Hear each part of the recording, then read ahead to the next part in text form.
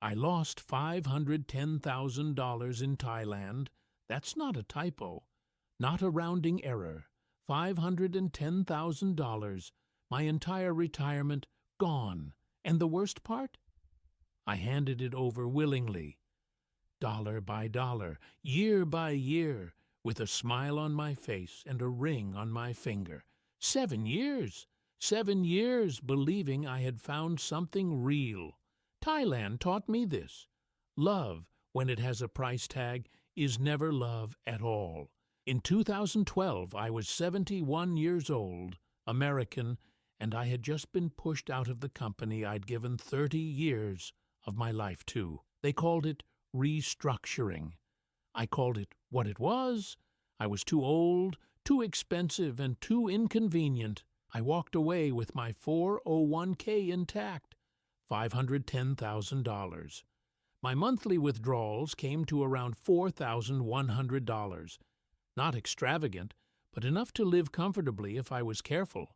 I hadn't been careful enough about anything, it turned out. My marriage had ended 5 years earlier. My ex-wife had spent the last decade of our marriage treating me like a convenience, someone to fund the house, fund the kids' education, fund her social life. And the moment I was no longer rising through the ranks, she made her exit. 31 years. 2 grown sons, and she left like she was catching a flight. I didn't handle it well. I buried myself in work, and then the work was gone too. A colleague of mine, a guy named Pete, who'd taken early retirement himself, kept telling me about Thailand. Said the cost of living was a fraction of the States. Said the weather was extraordinary. Said the people were the warmest he'd ever encountered. I thought he was being dramatic. November 2013. I arrived in Bangkok. The heat hit me before I even cleared the terminal doors. The traffic was chaos. The street food smelled like nothing I'd ever experienced. I rented a serviced apartment in Sukhumvit for 18,000 baht, about $550 a month. I was spending maybe $1,500 total monthly. I felt something I hadn't felt in years. Free. Then I met her. I'd been in Bangkok about 6 weeks when I met Sunisa. A group of expats invited me to a bar off Nana Plaza one evening. I wasn't much of a barman, but I was lonely and still finding my footing. She was 24 years old, working there. Dark eyes, a smile that seemed genuinely warm, and something quieter about her than the other girls. She wasn't loud, wasn't aggressive. She sat beside me and asked me in careful, halting English whether I liked Bangkok. That was it. That was how it started. Her English wasn't polished, but she communicated more with her expressions than most people manage with full sentences. Within an hour, she told me she was from a small village outside Udon, Thani, that her mother was sick, and that she was the oldest of 4 children. She'd come to Bangkok to send money home. Something in me responded to that. I don't know if it was loneliness or the particular vulnerability of a man who's recently lost everything that defined him, but I believed her completely. Sunisa wasn't like the others. She didn't push, didn't make demands that first night. She seemed, I kept using this word, genuine. I told myself, this is different. 3 weeks later, she came to me with a problem. Her mother's hospital bill, $2,000 US. She was embarrassed to ask, she said. She looked at the floor when she said it. I gave her the money without hesitation, $5,500, including extra for her family's groceries and transport, one small red flag I didn't see. She never showed me a receipt, a hospital name, a document of any kind. I never asked. Over the following 3 months, we became inseparable. I paid her bar fine and then paid her a monthly allowance of $800 so she could stop working there altogether. By March of 2014, I knew I wanted to marry her. Then came the first real test. She told me her younger brother had gotten into trouble. Gambling debts, she said, dangerous people. And she needed $3,000 urgently. She was crying. I gave it to her that same afternoon. Looking back, I understand now what that moment was. An audition. So she was checking how fast I'd move when she cried. I passed her test with flying colors, and I failed my own. By the time we discussed marriage, her family had entered the picture. The Sinsot, the traditional Thai bride price they requested, was $42,000. I pushed back gently. They came down slightly, then held firm. I paid it. I told myself it was cultural. I told myself it was respect. We married in Bangkok in August 2014. I paid for everything. Venue, catering, her dress, relatives flying in from Udon, Thani.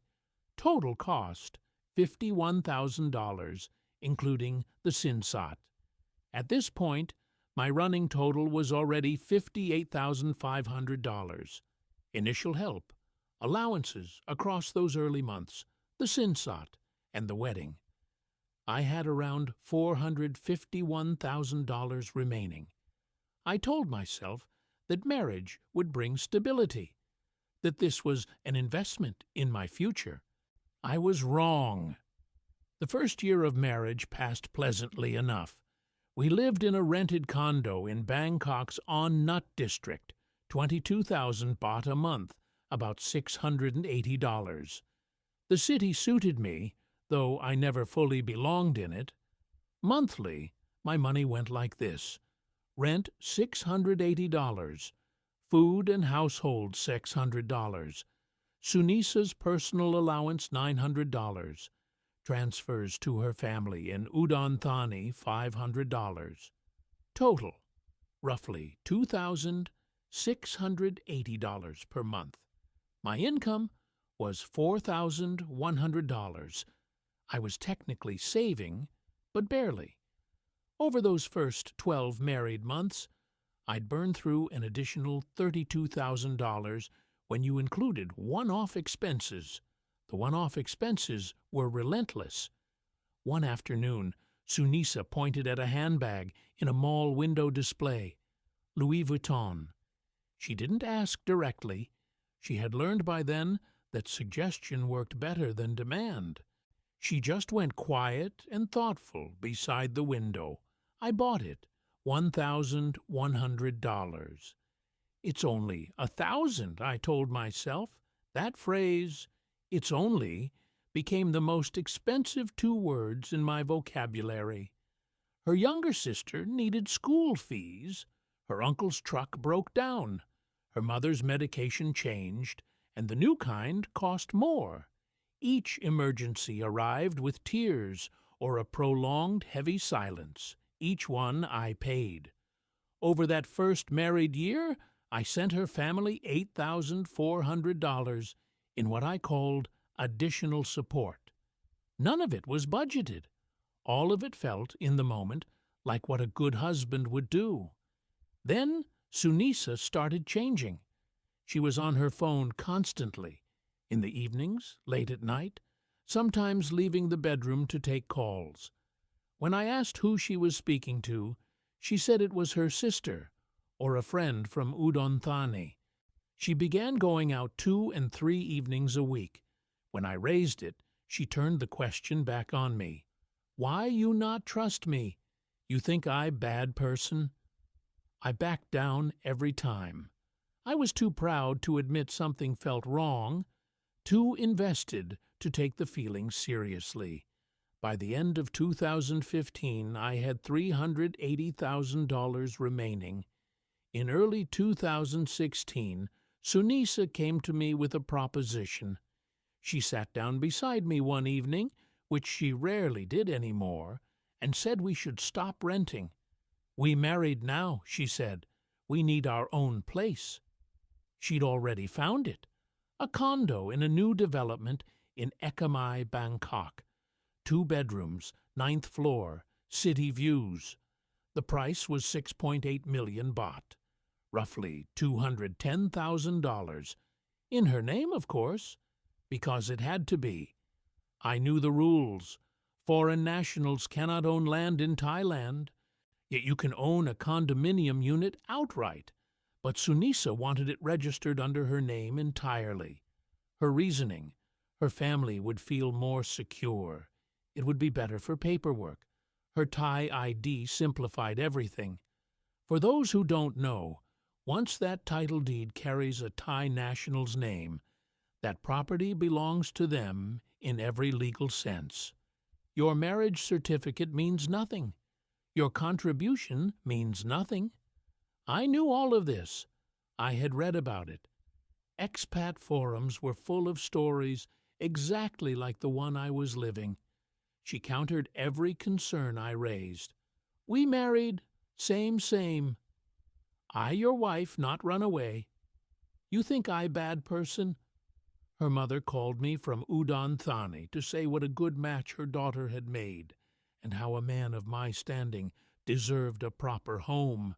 On her family applied pressure quietly and constantly. Renting was for people with no roots, her brother-in-law explained to me through Sunisa's translation.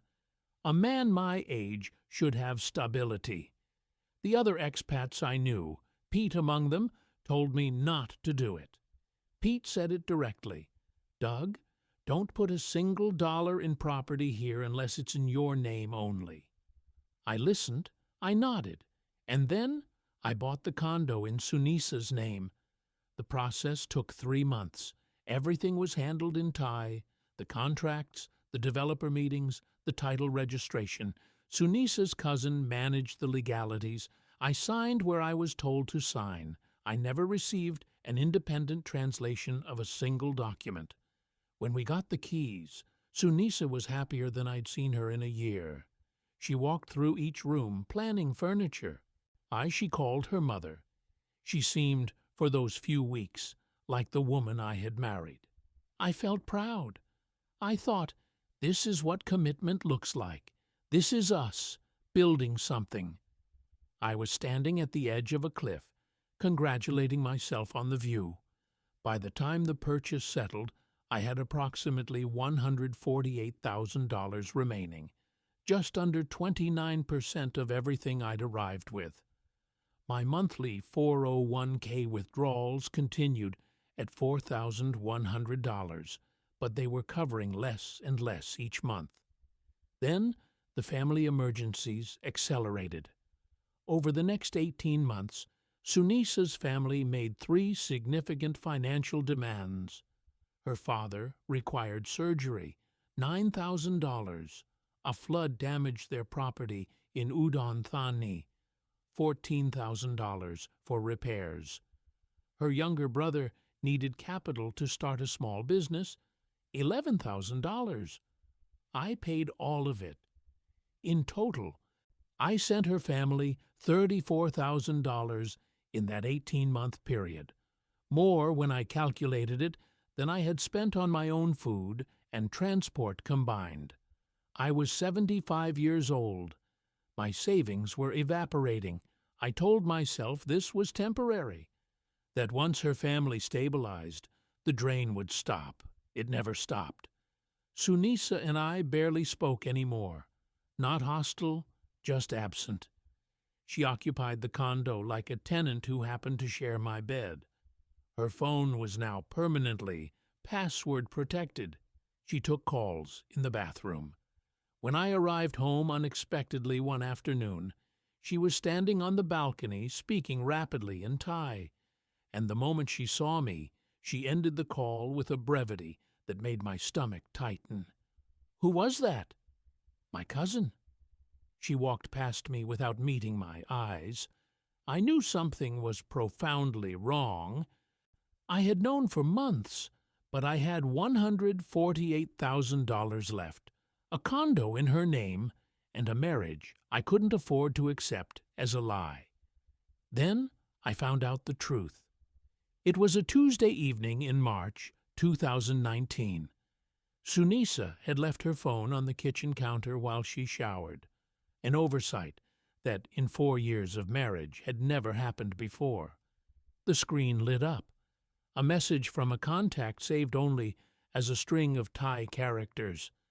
I didn't need to read Thai to understand the photograph attached to it. My stomach dropped through the floor.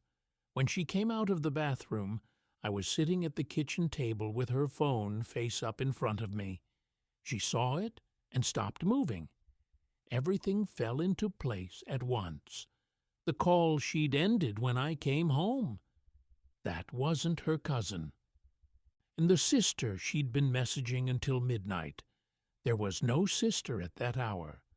The trip to Udon, Thani she'd taken alone in 2017, supposedly for her father's recovery.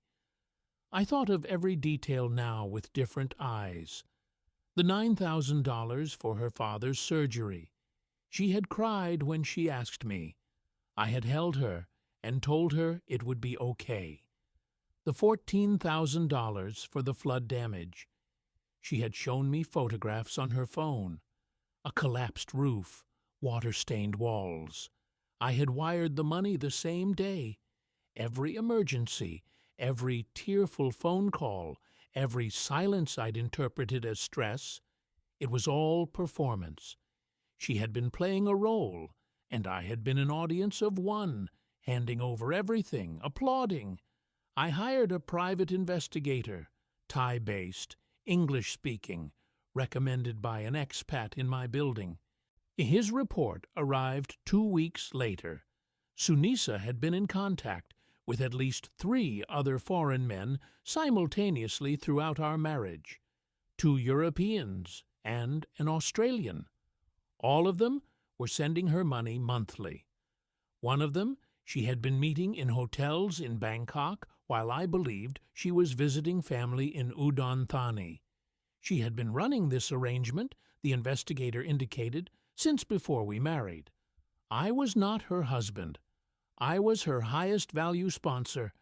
I felt physically sick, not enraged, not yet, just hollowed out. I had given her 7 years, 7 years of trust and money and belief, and she had been conducting business. I waited until a Sunday evening. Sunita came home from what she'd described as a shopping trip with a friend. I was sitting at the kitchen table. On the investigator's report was in a folder in front of me, closed. I said nothing.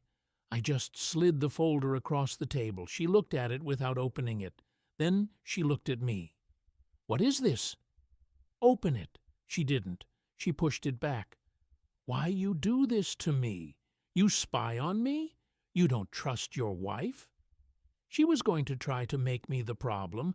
I'd half expected it. "I know about the other men. I know about the hotel in Asok. I know about the Australian. Open the folder, Sunisa." Her posture changed. The performance dropped, not dramatically, just a subtle deflation, like a tire losing air. She sat down.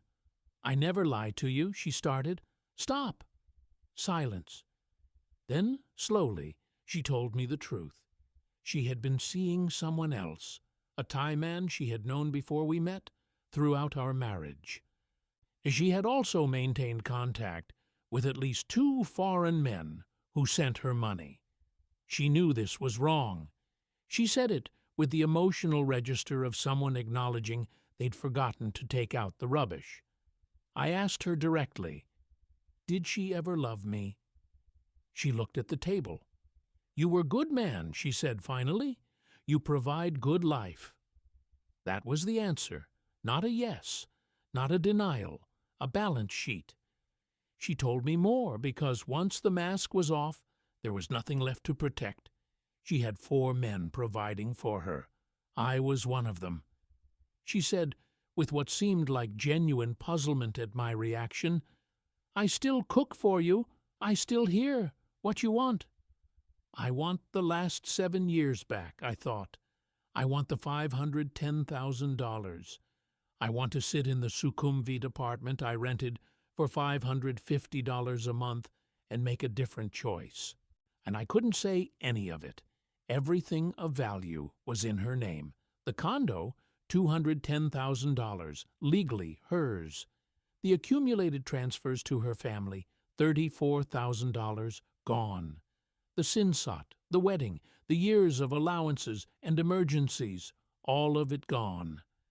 I had $38,000 left in my account. That was what remained of my retirement. In the weeks after the confrontation, more details surfaced. The flood damage in Udon, Thani. I had seen photographs. I later learned from an acquaintance of her cousin that there had been no flood. The photographs were of a neighbor's property. The $14,000 had gone somewhere else entirely. Her second phone, prepaid, kept in her handbag, was something her neighbor in Udon, Thani mentioned casually, not knowing I didn't know. She'd had it for at least 3 years, and this was not the first time she had done this. A British man I found through an expat Facebook group, after posting about my situation with enough identifying details, told me he had been engaged to Sunisa 2 years before I met her.